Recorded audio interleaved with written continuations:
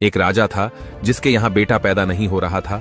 उसे किसी ने सलाह दी कि आपके ही राज्य में किसी छोटे बच्चे की बलि चढ़ा दीजिए, आपके यहाँ बेटा पैदा हो जाएगा।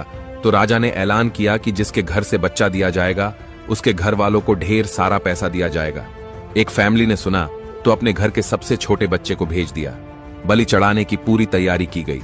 राजा ने बच्चे से पूछा कि तुम्हारी कोई आखिरी ख्वाहिश? तो बच्चा बोला, मुझे थोड़ा सा मट्टी का ढेर लाकर दे दो।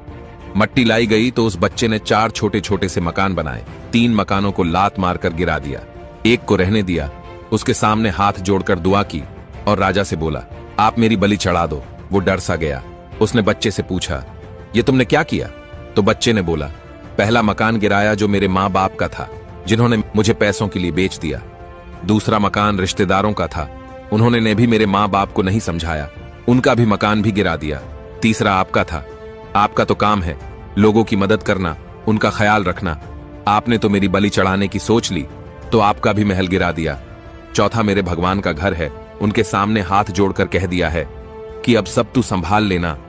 राजा ने सुना तो गहरी सोच में पड़ गया कि कहीं ऐसा ना हो कि बलि देने के बाद भी मेरे यहाँ बेटा पैदा ना हो। रोते हुए उस बच्चे को अपने गले से लगा लिया और उसे अपना ही बेटा मान लिया। कहानी का मैसेज सिर्फ इतना कहता है कि उसके आगे झुक जाओ जिसके आगे झुकने से कोई आपका बुरा नहीं कर सकता।